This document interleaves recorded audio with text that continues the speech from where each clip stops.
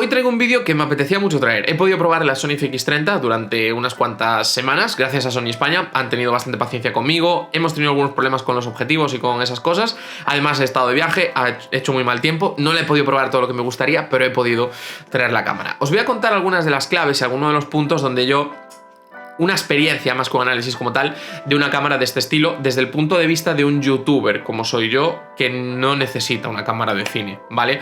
Así que vamos a cambiar de cámara y seguimos. ¿Dónde están las claves de esta cámara frente a, por ejemplo, la cámara que utilizo habitualmente para estos planos, que es la Z6, o para grabar fuera, de viaje, pequeñita, que es la Z30? ¿Qué supone una cámara de cine en este tamaño, en este formato y...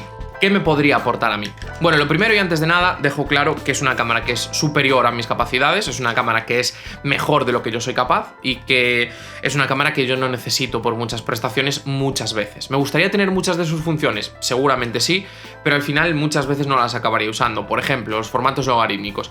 Yo podría utilizar en esta cámara, con la grabadora que tengo, que es una Atomos, podría grabar en S-Log y en 10 bits, pero no, bueno, en Z-Log y en 10 bits. Podía grabar en logarítmico, pero no lo hago porque creo que este plano está lo suficientemente bien conseguido con esta iluminación como para no hacerlo.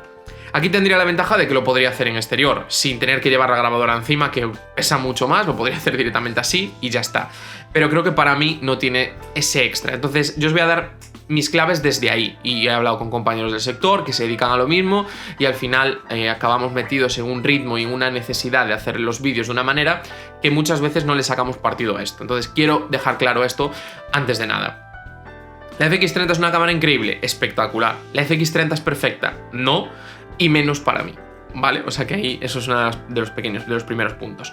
La FX30 tiene un diseño increíble, ¿vale? Una cámara de cine llevada a un cuerpo lo más pequeño posible. Es cierto que podría ser más pequeño si la FX3, que tiene un sensor full frame, tiene el mismo chasis, pero es muy pequeña para ser una cámara de cine. Yo estoy acostumbrado a ver cámaras de cine que son pues el doble o el triple mínimo en cualquiera de las tres dimensiones, ¿vale? Que te puedas imaginar. Así que muy bien. Tenemos ventilador en la zona inferior, tenemos luces de tali, tenemos las roscas de 3/4 de pulgada, tenemos en este caso también, que lo tengo por aquí, el adaptador de audio para aquellas personas que necesitan el mejor audio posible. Como veis, adaptadores Phantom con controles aquí, son 3 entradas en total aquí, 2 en esta zona de aquí que son los Phantom y un jack de 3.5 que no me salía aquí, pero bueno, evidentemente si no lo usas pues también tienes en esta zona de aquí un jack de 3.5, también con salida de auriculares, que está muy bien.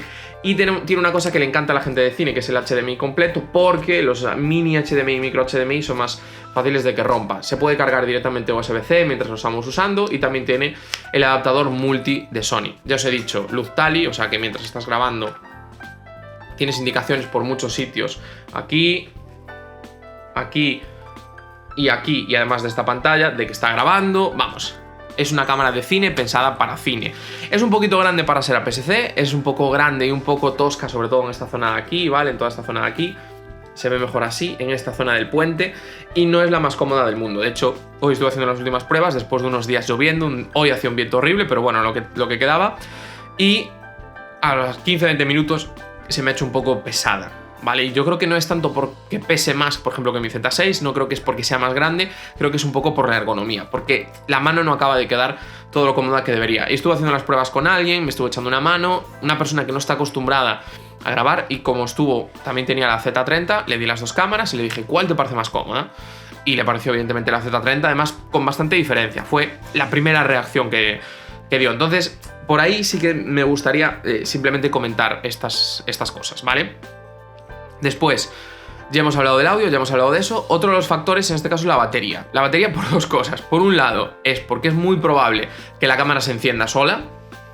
Por lo menos a mí, no sé muy bien cuál es la razón, ¿vale? La tenemos aquí, tiene un pequeño enganche, y sí que es cierto que es muy difícil de apagar porque tiene un tope, pero no de encender porque no tiene tope. Entonces me ha pasado muchas veces que simplemente metiendo la cámara o sacándola de la mochila, quedar encendida, y cuando pues iba a grabar con ella, apagada. Y de hecho una tarde me pasó, el día que llegó, que quería acabar de grabar unos vídeos y fue incapaz de acabar de grabar algunos vídeos. Después no los hubiera grabado igual porque se estaban viendo muy mal, y de hecho paré de grabar porque se veía muy mal, pero cuando quería grabar el siguiente fue como, si no tengo batería, ¿qué pasó? Y estaba encendida, ¿vale? Y recuerdo perfectamente apagarla porque le dije a la persona, apágala, ¡pum! La apagó y la metimos en la mochila y quedó encendida, ¿vale? Entonces yo creo que es un poco... eso no me ha gustado mucho. Y después la batería es bastante justa. De hecho, está al 56%, grabé la intro, un par de planos fuera y 15-20 minutos más. Y está al 56%. Es cierto que, bueno, la intro está a 4K a 24, pero es cierto que los otros están a 4K a 60. Otro punto, si quieres grabar con esta cámara a la máxima calidad que permite, prepara dinero, ¿vale?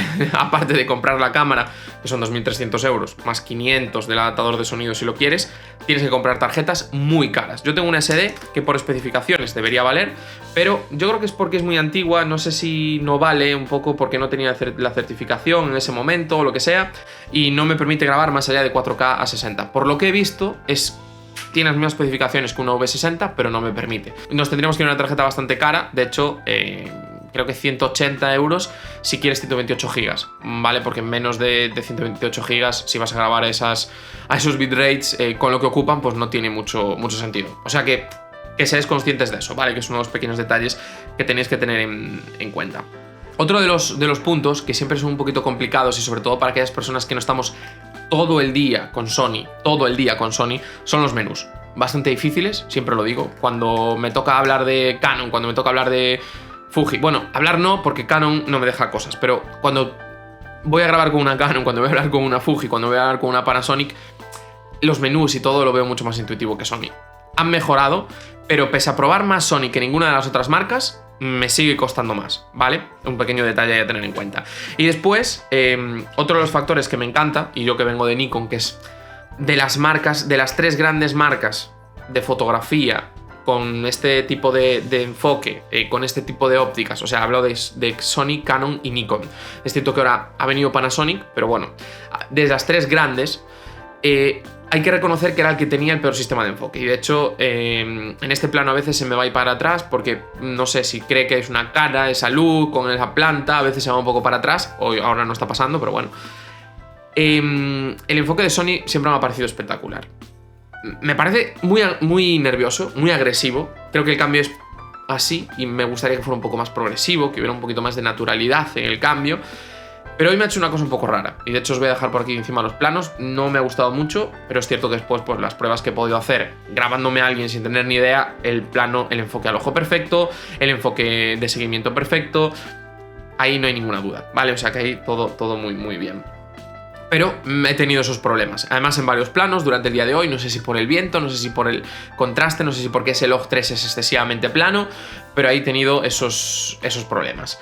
Y comentar también, he hecho algunas fotos, las fotos, bueno, el rendimiento del sensor no es muy bueno y ahora vamos también a esa parte en el vídeo. Lo he pasado muy rápido porque creo que es una cámara muy orientada a vídeo, y que sepas que si haces vídeo puedes hacer una foto para una miniatura de YouTube, pero que sepas que tienes que utilizar un ISO bajo, porque no vas a tener ni mucho rango dinámico y va a salir pronto el ruido.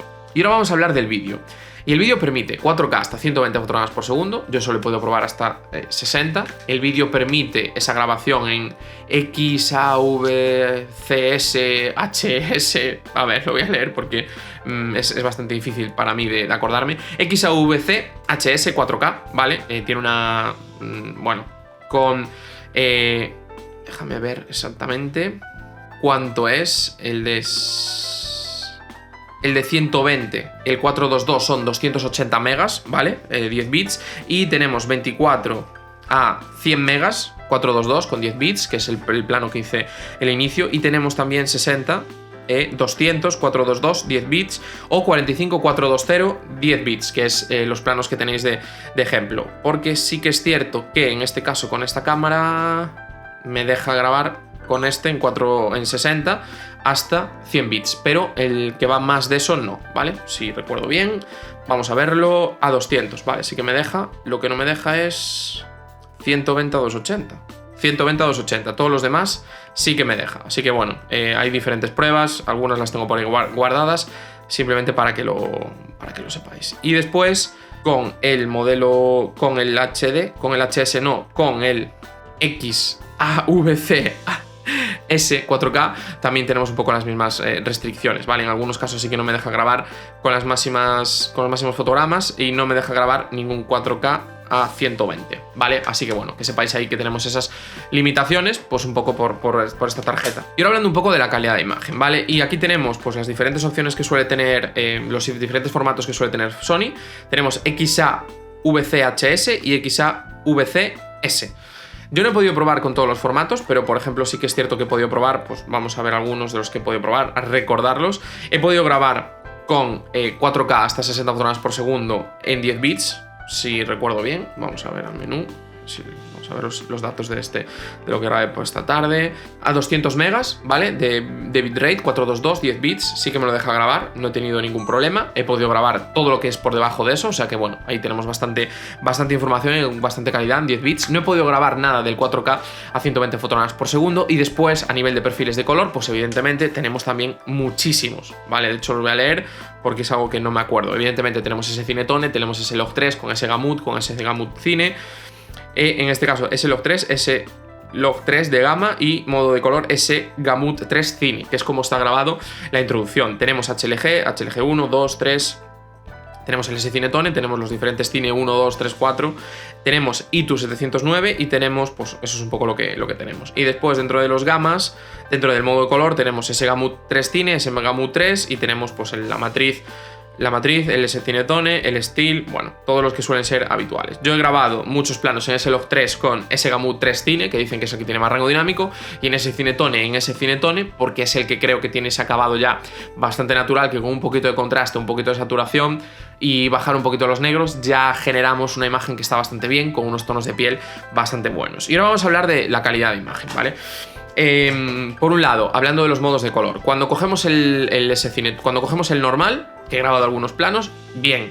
Los colores no me encantan, los colores no me acaban de llamar la atención, pero están bien. Cuando nos vamos al S-Cinetone, lo que os he dicho, con una corrección muy sencilla, tenemos un color muy bonito. Trabaja bien las pieles, tenemos un rango dinámico correcto dentro de un sensor APS-C, y ahí pues creo que es un poco lo mejor, y que para mí, dentro de la experiencia de creador de contenido, sería lo mejor. De hecho, yo esto estoy grabando en flat, que es bastante parecido, aunque en flat está un poco menos cocinado, por decirlo de alguna manera. El S-Cinetone quizás sea un poquito más ya final, ¿vale? Para look de cine, que suele tener menos rango dinámico, que se suele notar la imagen un poquito más plana en algunas, pues si quieres llegar ahí, pues ya estaría quizás bien, sin la necesidad de generar ese contraste extra. Y después tenemos el S-Log 3 y los HLG. Los HLG no me gustan nada, es algo que siempre descarto en las cámaras de Sony, no me gusta, me cuesta muchísimo corregirlos, exponerlos y no me gustan los colores. Hay que hacer mucho trabajo, ¿vale? Y en el S-Log 3, si está muy bien expuesto, si está muy bien controlado, más o menos bien, aunque los colores siguen sin acabar de llamarme la atención. Después de haber probado alguna Fuji, después de usar Nikon, después de probar alguna Panasonic y de editar hace poco un vídeo de mis amigos de YouTube, donde hay bastantes panas, donde hay alguna Canon, donde hay alguna Fuji y donde hay dos Sony, tengo que decir que el peor color de todos, el color que más me ha costado llegar a un look parecido al mío y que menos me ha gustado, es la Sony. Y aquí he tenido esa misma sensación. Y de hecho uno de los vídeos creo que estaba grabado con esta o con la 7 IV, ¿vale? Entonces, para mí es ese un poco el problema que le veo siempre a los colores de Sony. Cuando hablamos de calidad como tal, pues a nivel de detalle muy bien, siempre lo digo, creo que el vídeo no tiene que tener tanto detalle como la foto, creo que al revés ese look digital queda peor.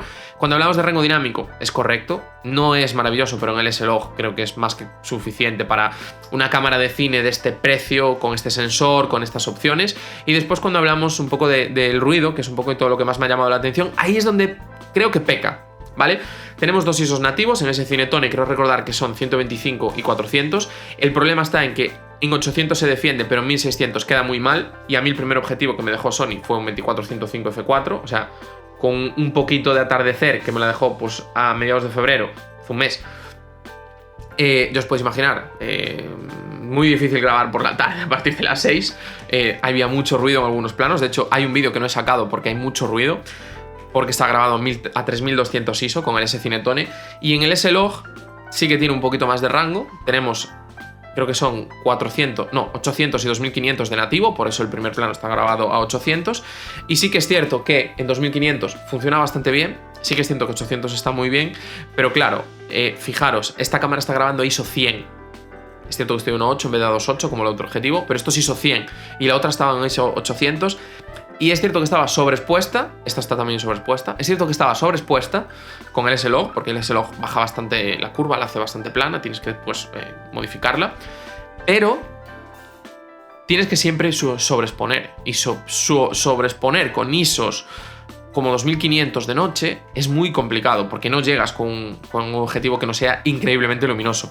Y ya os digo, hay planos que no he utilizado en algún vídeo por eso, y el vídeo de fotos nocturnas del S23 Ultra no me estaba gustando como estaba quedando y no lo acabé por eso. O sea, lo voy a regrabar entero porque no me gustaba cómo había quedado grabado a 1600 ISO. Lo empecé a editar y lo borré porque había mucho ruido, sobre todo cuando en uno de los planos que estaba a 3200 quedaba muy mal.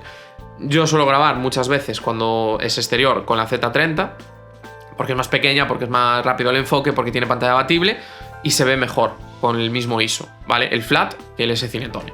Y incluso me atrevería a decir también el flat que el S-Log. O sea que bueno, que sepáis ahí un poco cuáles son para mí los problemas. Y ahora vamos a volver a cambiar de cámara y vamos a hablar un poco de las conclusiones de esto. Bueno, y ahora vamos a hablar de las conclusiones. Si esto está con ese Cinetone un poquito sobreexpuesto, yo con mi cámara también sobreexpongo, ISO 400, que es el segundo ISO nativo de ese Cinetone, f2.8, está un poco más sobreexpuesta que la mía, y en este caso vamos a hablar de las conclusiones, ¿vale?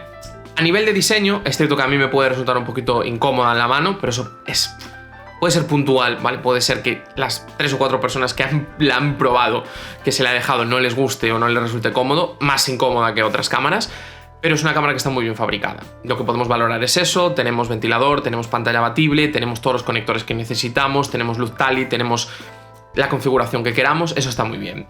Tenemos, a nivel de interfaz de audio, una de las mejores dentro de este rango de precios. Es cierto que no hay mucho cámara de vídeo super pro en estos precios, más allá de la GH6, pero es un sensor más pequeño, y si no ya nos tenemos que ir a la S5, pero tampoco hay muchas cosas en las que sí que puede ser mejor, pero otras en las que quizás no tanto, que bueno, la S5 II ha venido muy fuerte, la verdad, las cosas como son. Y después, cuando vamos a la calidad de imagen, está muy bien, tenemos muy buenos colores con ese Cinetone, tenemos muy buenos ajustes en algunas de las opciones, tenemos una buena cámara lenta, muy buena cámara lenta, ¿vale? Por lo que he podido probar en 4K 60, el 120 no lo he podido probar, tenemos buen Full HD, tenemos el rango dinámico correcto, tenemos muchas cosas, ¿vale? Tenemos muchísimas opciones, muchísimas alternativas, y lo cierto es que en ese sentido es una cámara muy muy buena. ¿Es para mí? Pues seguramente no es la cámara que yo busco, porque bueno, al final hacer fotos, miniaturas, subir Instagram, un poquito más de rango dinámico, pues me viene bien. Yo no necesito a lo mejor el extra de logarítmico interno en cámara con 10 bits. Puede ser una buena opción, pero en este caso yo no lo necesito. Fijaros, ya está el 50% de la batería. Es que casi voy bien, cada vez que miro para la pantalla ha bajado un 1%. Después, otro añadido es que yo, en este caso, no necesito quizás ese mega enfoque, aunque viene muy bien tenerlo, la verdad, las cosas como son. Lo que sí que me gustaría quizás un poco más es que si saco la cámara en una situación complicada, con muy muy poca luz, que tenga un poquito más de calidad. Yo creo que ese es el punto, yo creo que ahí es donde falta o donde falla un poco quizás esta cámara, ¿no? Que cuando le exiges en una situación en la cual no tienes controlado ni el rango dinámico ni la luz, donde tienes que subirte mucho al ISO o donde necesitas ese extra rango dinámico, ni me resulta cómodo corregir el S-Log 3, curioso, algo que ya me pasaba, pero aquí lo he notado quizás un poquito más acentuado, ni tampoco me gusta mucho cómo funcionan ISOs altos sin grandes ISOs, ¿eh? O sea, estamos hablando de que el S-Cinetone a ISO 800, por ejemplo, pues ya tiene ruido evidente y ya se nota, ¿no? Y bueno, pues un ISO 800 con un f2.8 pues es bastante normal. De hecho, yo con mi cámara grabo en f1.8 a ISO 100 aquí con esta luz y vamos, bajo un poquito de luz y tengo que subir a ISO 800 y estaríamos en un pequeño problema. Así que para mí eso es un defecto que tiene esta cámara. Es muy buena cámara.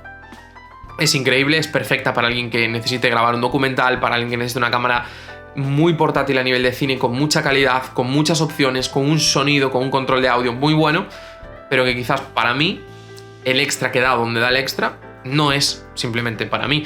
Pero si Sony me quiere ceder esta cámara para siempre, yo grabaría con esta cámara hasta el final de los días, pero no, me la va a recoger dentro de unos días, que ya está confirmada la recogida. Así que todo eso es lo que os tenía que contar sobre la FX30. Espero que os haya gustado este vídeo.